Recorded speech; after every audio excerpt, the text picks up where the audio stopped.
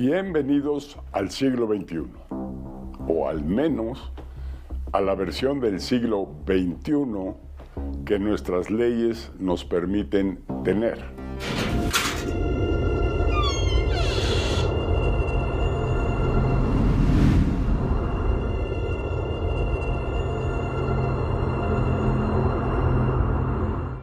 En México, más de 500,000 familias dependen directamente de las plataformas digitales para llevar comida a su mesa.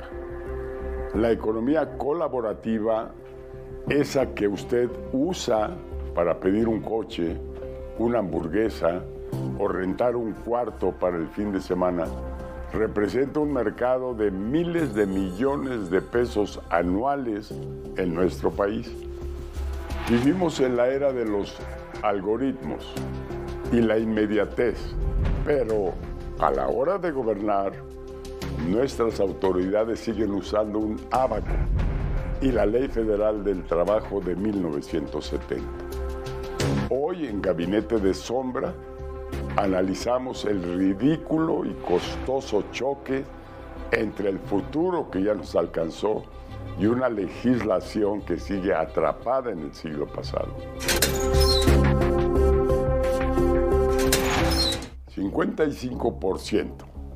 Ese es el porcentaje estimado de la economía mexicana que opera en la informalidad. Y sin embargo, cuando llegan modelos de negocios rastreables, bancarizados y transparentes como Uber o Airbnb, la brillante respuesta del Estado no es integrarlos, sino asfixiarlos con marcos regulatorios diseñados para fábricas y taxis de sitio. La cifra oscura no es lo que estas empresas ganan, sino lo que el país pierde por no saber qué hacer con ellas. México es un país que vive literalmente a la sombra. Mientras las oficinas gubernamentales se llenan de planes de desarrollo y proyecciones fiscales, en la calle la realidad es otra. El 55% de la economía mexicana opera en la informalidad. Más de la mitad del país intercambia bienes y servicios sin facturas, sin registros y sin red de seguridad. Sin embargo, cuando la tecnología nos lanza un salvavidas de transparencia, la respuesta es el sabotaje. Hablamos de modelos como Uber o Airbnb, rastreables, bancarizados y con huella digital. En un país que clama por recaudación y orden, la estrategia del Estado no ha sido integrarlos al futuro, sino encadenarlos al pasado con marcos regulatorios diseñados para fábricas del siglo XX y taxis de sitio del siglo pasado. Ese 55% no solo es un número, es un agujero negro fiscal. Según datos del INEGI, la economía informal genera aproximadamente el 25% del PIB, pero emplea a la mayoría de la población. La paradoja es absurda. El gobierno persigue con lupa al conductor de Uber que paga IVA e ISR en cada viaje, mientras ignora los kilómetros de comercio ambulante que no deja un solo peso en las arcas públicas. La brillante solución del Estado ha sido asfixiar lo visible para mantener lo invisible. En el caso de Uber y las apps de delivery, la narrativa oficial se disfraza de derechos laborales, pero el trasfondo es recaudatorio y de control político. Se intenta meter un modelo de gig economy, economía de plataforma, en la camisa de fuerza de la Ley Federal del Trabajo de 1970. Prometieron afiliarlos al Seguro Social, pero solo fue a medias. Cientos de repartidores por aplicación están en el limbo, en plena incertidumbre laboral. No nos protegen todo el tiempo lo que es el Seguro Social, solamente cuando tenemos pedido. Nos ha pasado en casos de algunos compañeros que han sufrido percances, me incluyo, y no nos cubre. Estamos haciendo nuestra labor, es justo que nos protejan. Pueden pasar 12 horas en la calle y no cumplir con el tiempo necesario para conservar la seguridad social. Eso sí, tienen que pagar su cuota al IMSS. Cuando no llego a mis horas, no llego a mi salario mínimo, pues me descuentan ese dinero para el Seguro Social y ya no me lo retribuyen. Para conservar la seguridad social, los repartidores deben comprobar cierto número de ingresos mensuales. Si fallan, podrían perderla. Tenemos que hacer unos 10,000 pesos sin contar propinas. O sea, si llegamos a los 9,500, ya no tenemos seguro social completo. Además de la obsolescencia, está el ataque a la propiedad privada. En el Congreso de la Ciudad de México se presentó una iniciativa que podría cambiar las reglas sobre cómo los capitalinos pueden usar sus propios inmuebles. Todo eso bajo el argumento de la gentrificación. Te obliga a que tú vivas en ese inmueble para poderlo rentar en Airbnb o estas plataformas. Te obliga a que solamente puedas rentar uno y si tienes 2 o 3 no los puedes poner a la renta entonces. Y también te obliga a que, según lo que dijo en tribuna, sea de uso habitacional, el uso de suelo sea habitacional, cuando se contradice en el texto de la propuesta que obliga a que el uso de suelo sea comercial. La aplanadora de Morena podría abrir un nuevo debate sobre hasta dónde puede llegar el gobierno al decidir qué pueden o no hacer los ciudadanos con sus propios inmuebles. La realidad es que se están metiendo con el patrimonio de las personas, se están metiendo con la libertad que tiene la gente de poder utilizar su patrimonio como de la manera que más le plazca. La verdad es que también es que ellos están en contra de las personas que de una u otra manera han trabajado o han generado algún tipo de patrimonio. Aquí la cifra oscura no es la comisión que cobran las plataformas ni las ganancias que se llevan al extranjero. La verdadera cifra oscura es lo que el país pierde por su incapacidad de adaptación. Perdemos competitividad, perdemos la oportunidad de formalizar a cientos de miles de ciudadanos que por primera vez tienen una cuenta bancaria gracias a una app. Y perdemos sobre todo la oportunidad de modernizar el concepto de trabajo en México. El Estado prefiere un ecosistema de opacidad donde tiene control político, que un ecosistema de transparencia donde solo tiene control fiscal. Regular no es prohibir, ordenar no es asfixiar.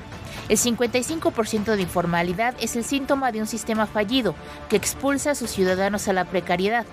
Que el Estado ataque a las plataformas digitales bajo el pretexto de la justicia es, en el mejor de los casos, miopía y en el peor, una protección de intereses clientelares. Si México quiere dejar de ser un país de sombras, necesita leyes que entiendan la luz de la tecnología, no burócratas que intenten apagarla. Porque mientras el Estado decide qué hacer con ellas, el futuro simplemente nos pasa de largo por el carril de alta.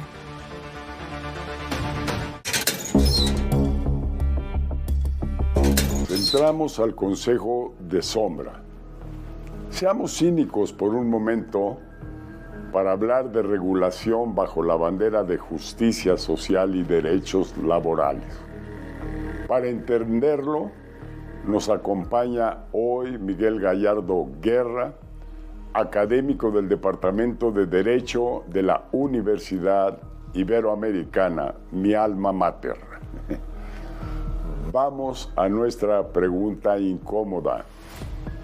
¿El gobierno mexicano realmente busca proteger al conductor y al anfitrión o simplemente están protegiendo los monopolios sindicales históricos como los sindicatos de taxistas y buscando desesperadamente una nueva base cautiva para recaudar impuestos en un país que no quiere hacer una reforma fiscal real?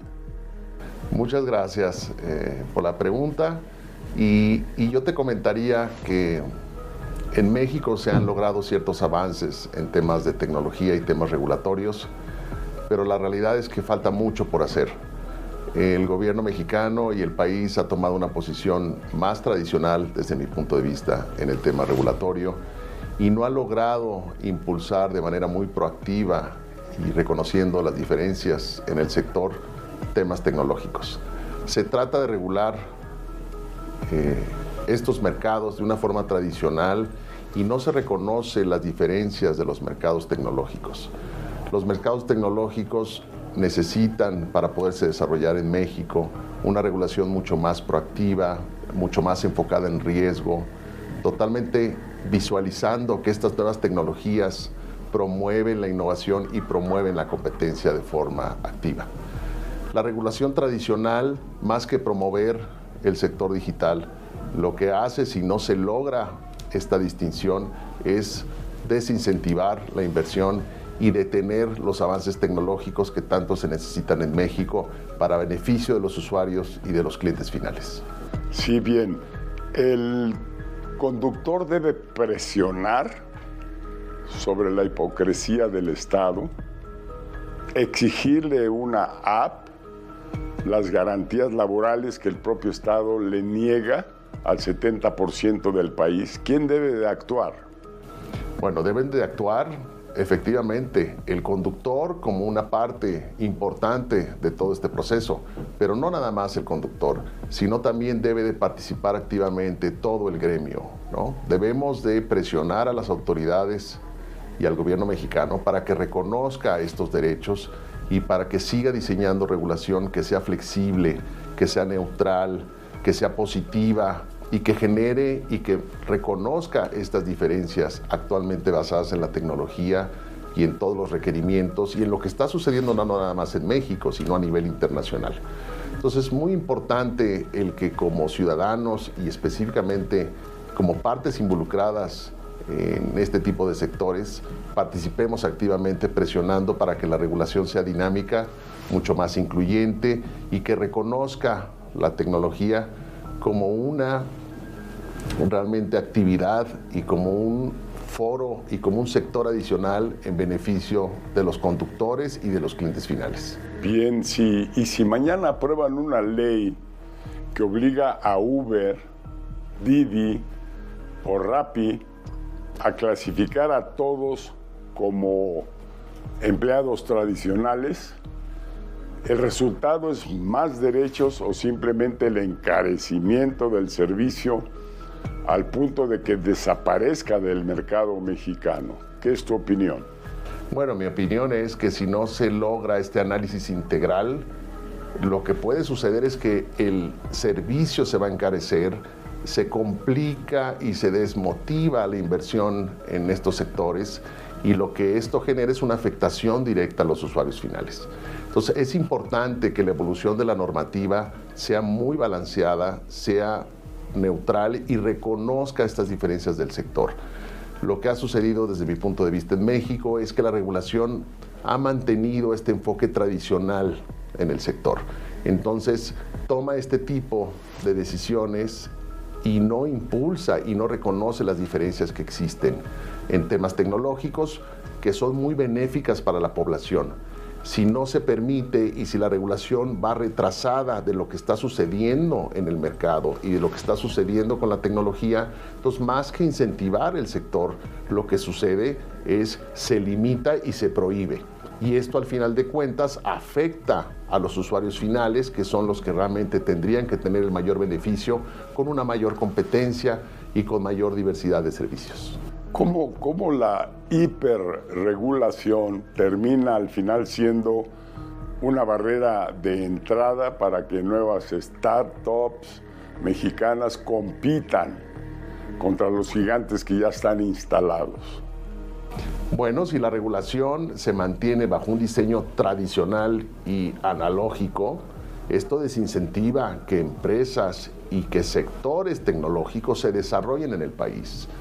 Esto es fundamental para que exista mayor competencia y mayor diversidad de servicios en México.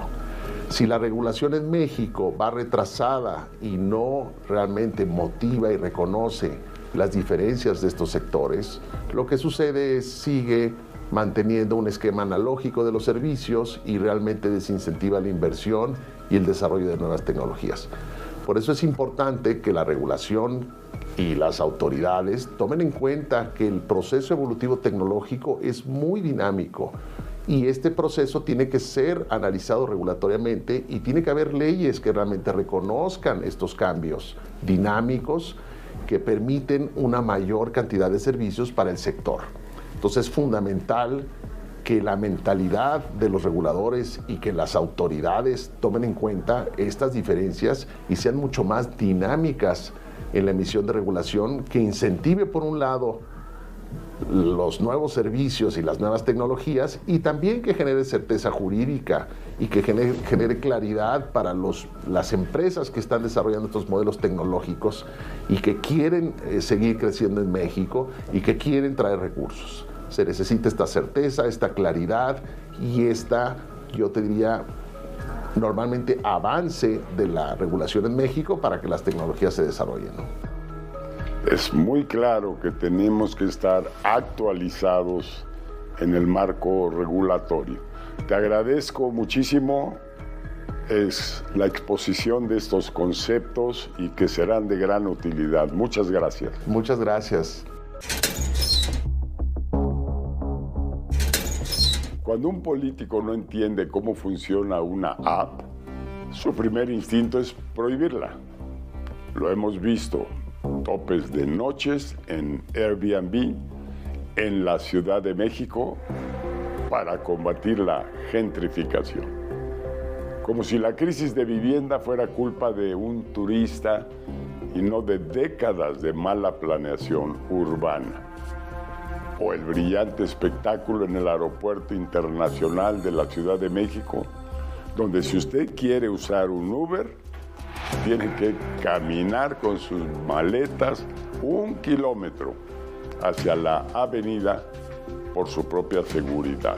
Salimos a las calles de esta capital para ver el reflejo de estas decisiones en el espejo ciudadano.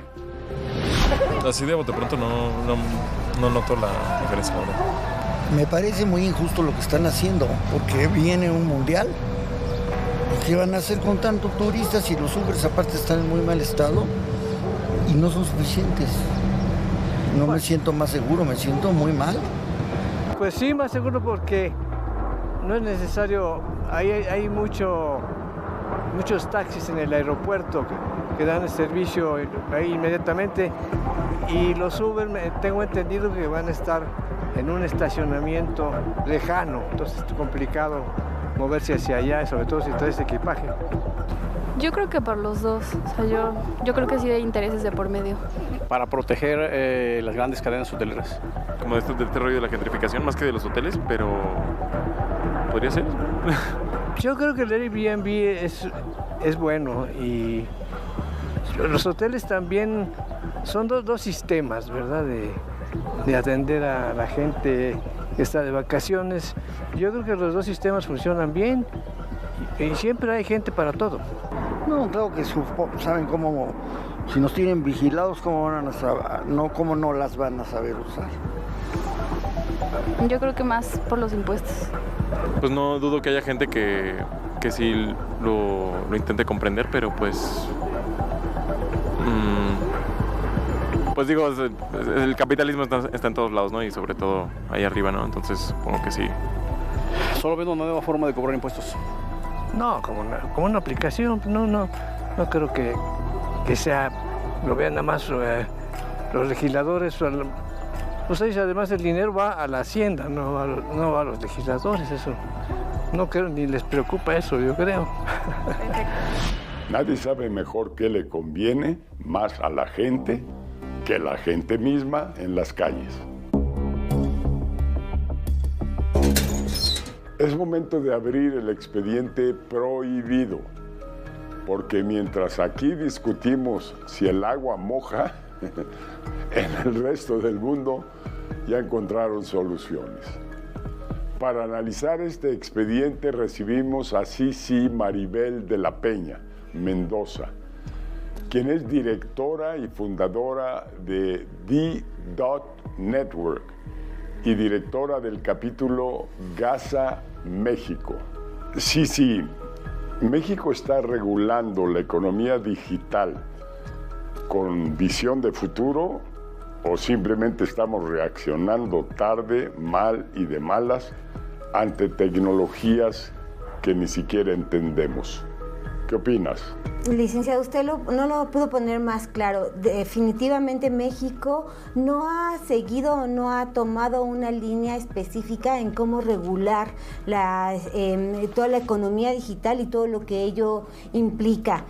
La economía digital además es muy amplia, entonces no podemos regular con una sola forma. Tenemos que tener una regulación analizada, específica y sobre todo flexible. La tecnología es compleja y se va haciendo más compleja a medida que vamos atendiendo los diferentes sectores. No es lo mismo regular el sector digital que el sector salud, economía digital, que el sector salud, salud digital o educación digital. Por lo tanto, tenemos que tener una regulación flexible y innovadora para atender cada problema en su medida, en sus necesidades justas.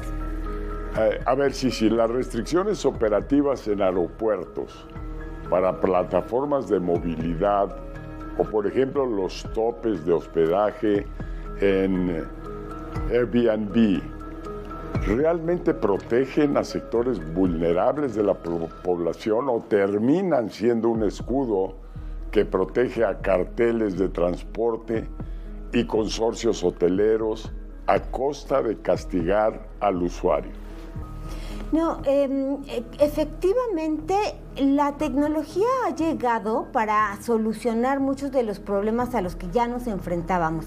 En este caso, como usted lo pone bien, va a haber una demanda, en el caso del Mundial, va a haber una demanda excesiva en movilidad, transporte y demanda para hospedaje. Y la tecnología y la flexibilidad que estas plataformas como Airbnb, Uber, Didi ofrecen, dan la posibilidad de que México pueda asumir ese flujo de demanda que se da en ocasiones como esta. Entonces, el prohibir que la tecnología pueda ser utilizada en lo que le llaman la economía geek, que es este tipo de economía para hospedaje y movilidad, definitivamente no ayuda. Yo veo las dos caras de la moneda. Muy bien, hay instituciones ya estructuradas, pero la demanda no es suficiente. Y ahí es donde tenemos que hacer uso de la tecnología para dar respuesta de manera flexible a esa demanda que habrá. Entonces, no podemos ver las dos caras de la moneda desde un solo color, no es ni blanco ni negro. Ahí es por eso que la regulación, la normativa, tiene que ser más flexible y acomodarse a las necesidades que ambos sectores están sugiriendo. Pero quedarnos con una economía tradicional y eliminar los beneficios que nos ofrece la economía geek o la economía digital, en este caso transporte y hospedaje, es un error significativo, sobre todo en un contexto como el del Mundial. Entonces, ¿qué tipo de regulación quirúrgica necesita México hoy para exprimir los beneficios de la economía digital sin asfixiar la innovación? Usted lo puso muy claro, tenemos que regular sin inhibir la innovación. ¿Y eso qué implica? Que también en las formas en las que vamos a regular tenemos que ser flexibles e innovadores. Y aquí hay algo que ya se viene hablando desde hace mucho tiempo. Ya México ha hecho muchos análisis en materia de cómo aplicar regulación flexible, o bien lo que le llaman Smart Regulation, a través de algo que le llaman el sandbox regulatorio, que precisamente en un sandbox regulatorio son laboratorios de pruebas de políticas públicas o innovación, donde tú sientas no solamente a una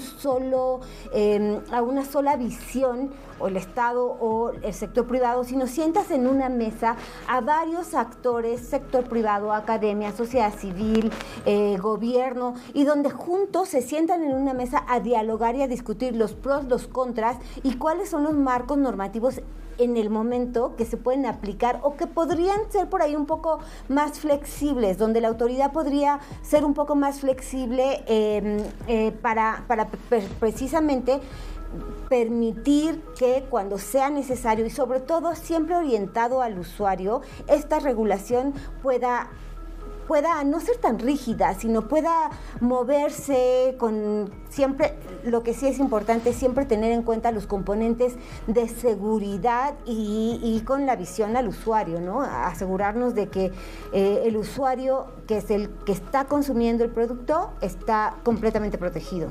Muy claro lo que nos comentas, sí. Nuevamente te agradezco haber estado aquí con nosotros. Muchísimas gracias, licenciado. Muy buenas noches. Gracias.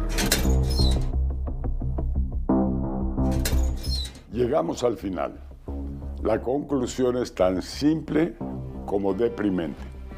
Tenemos una economía que corre a la velocidad de la fibra óptica y un poder legislativo que todavía manda iniciativas por fax. Intentar regular las plataformas digitales del 2026 con leyes laborales, turísticas y de movilidad de hace 50 años.